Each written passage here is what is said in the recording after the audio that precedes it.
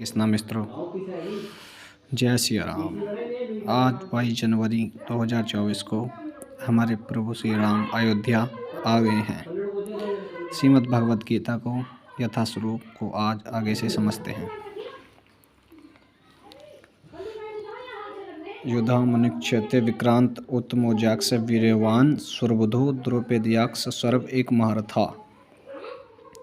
पराक्रमी युधिमन्यु अत्यंत शक्तिशाली उत्तमौजा सुरबुधा का पुत्र तथा द्रौपदी के पुत्र ये सभी महारथी हैं।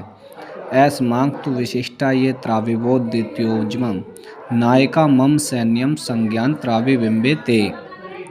किंतु हे ब्रह्मश्रेष्ठ, आपकी सूचना के लिए मैं अपनी सेना के उन नायकों के विषय में बताना चाहूँगा जो मेरी सेना को संचालित करने में विशेष रूप से निपुण हैं। भरवा निपुंस कंस कृपक्ष समित संजय अश्वत्थामा विक्रंस सौमदत्ते च। मेरी सेना में सभ्य आप भीष्म कर्ण कृपाचार्य अश्वत्थामा विकर्ण तथा सौमदत्त का पुत्र भूरिश्रवा आदि हैं जो युद्ध में सदैव विजय रहे हैं।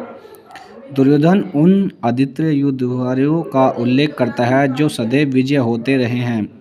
विकर्ण दुर्योधन का भाई है, अश्वत्थामा द्रोणाचार्य का पुत्र है और सौमदत्ति या भूरिश्रवा ब्राह्मणों के राजा का पुत्र है। कर्ण अर्जुन का आधा भैया, क्योंकि वह कुंती के गर्भ से राजा पांडु के साथ विवाहित होने के पूर्व उत्पन्न हुआ था। कृपाचार्य की जुड़वा बहन दोनों द्रोणाचार्य को विवाही थी।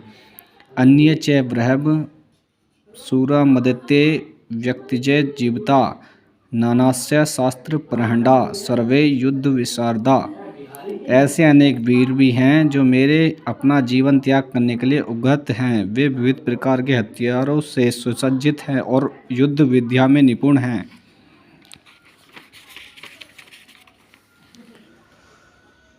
जहाँ तक अन्यों का यथा जयद्रथ कृतवर्मा तथा शल्य का संबंध है, वे सब दुर्योधन के लिए अपने प्राणों की आहुति देने के लिए तैयार रहते थे।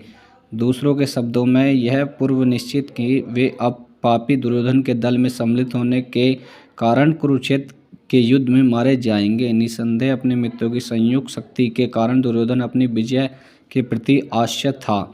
अपर्याप्त दशमांक बल भीष्माभिरक्षितम् पर्याप्त त्रिमेश्वरो बल भीष्माभिरक्षितम्। हमारी शक्ति अपरिमेय है और हम सब पितामह द्वारा भलीभांति संरक्षित हैं, जबकि पांडवों की शक्ति भीम द्वारा भलीभांति संरक्षित होकर भी सीमित है।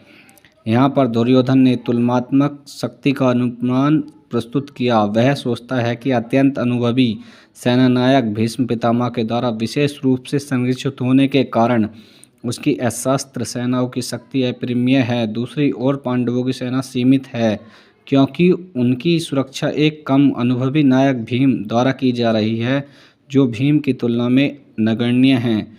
दुर्योधन सदैव भीम से ईर्ष्या करता था, क्योंकि वह जानता था कि यदि उसकी मृत्यु कभी हुई तो वह भीम के द्वारा ही होगी, किंतु साथ ही उसे दृढ़ विश्वास था कि भीम की उपस्थिति में उसकी विजय निश्चित है, क्योंकि भीम कहीं अधिक उत्कृष्ट सेनापति है। वह युद्ध में विजय होगा, इसका यह उसका दृढ़ निश्चय था।